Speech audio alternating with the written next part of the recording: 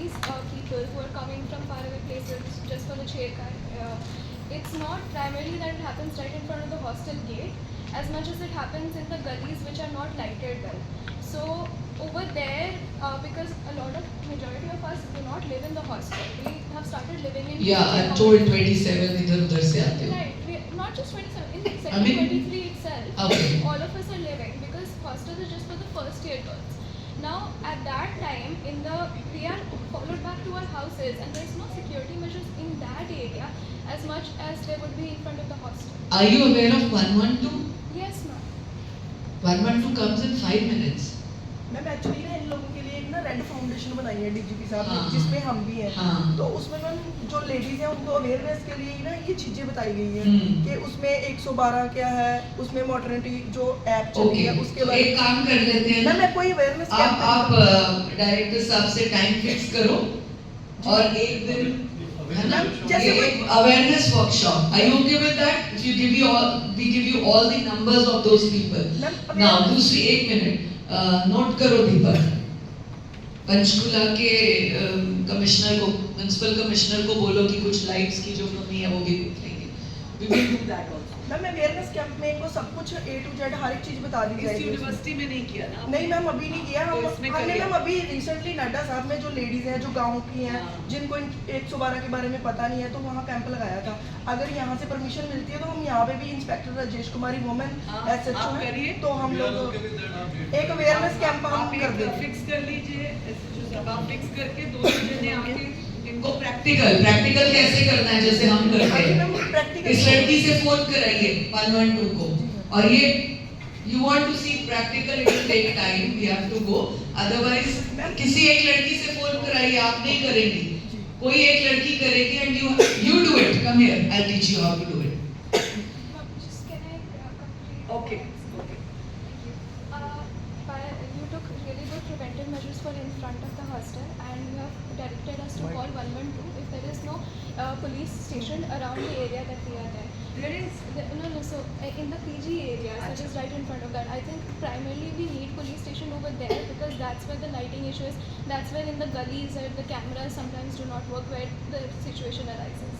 I think आपके cameras होंगे, working है, एक चेक कराते रहेंगे टाइम.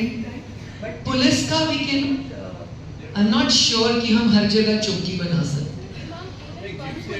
मैम एक्चुअली ना एक जो मेन प्रॉब्लम हम पुलिस को भी आ रही है वो ये प्रॉब्लम है. अब लड़कियां रात को 11-12 बजे वहाँ ड्रिंक कर रही हैं गाड़ी में बैठे हुए, सिगरेटें पी रही हैं. तो मैम उसका हम क्या करें? हमें उस चीज़ की समझ. रात को 12-1 बजे तो लेडीज छापा मारो. तो मैम अगर हम लड़की को कुछ कहते हैं तो मैम वो कंप्लेंट की ऐसे अभी मैंने एक बात बोली, अभी मैंने एक वर्ड यूज किया था कि एक होता है कोका कोला में कुछ पिला दिया, एक होता है रेप और एक होता है consent. There is a big difference between relationship and consent.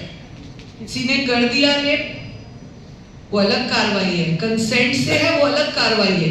अगर आप कंसेंट से किसी के साथ बैठे हैं और पुलिस आपको आपकी गाड़ी ठोक दे कि हाँ क्या हो रहा है भाई, क्या फिर कैसा एम्बैरेस फील करेंगे हम. So we should also take those precautionary measures. If we've come for study, so we should follow those rules also. But anyways, I got your point. Orally, you can come to my office if you want to say more things. Personally, लेकिन I will appoint a female officer who will check all these things.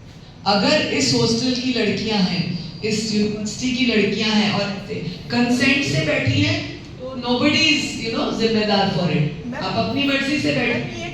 Shop पे बैठते हैं जाके बच्चे, जैसे हम रात को वहाँ पे जाते हैं, राउंड अप करते हैं, लड़कियाँ बैठती हैं, लड़के बैठे हुए हैं मैम, सिगरेट पी रहे हैं वहाँ पे, मतलब ड्रिंक कर रहे हैं. तो फिर हम अगर उनको टोकते हैं तो वो फिर उल्टा हमें बोलते हैं कि यार ये हमारी पर्सनल लाइफ है, आप हमें क्यों बोल रहे हो. तो मैम उसके लिए पुलिस क्या करे ना, पुलिस भी तो बिल्कुल ठीक बात है. आपको ना ये सारी चीजें देखनी होंगी कि आप प्रॉब्लम में हो, जो शिकायत कर रहे हो उसमें आप कितना going with your friend, all these 5-6 लड़कों के साथ आप जा रहे हो.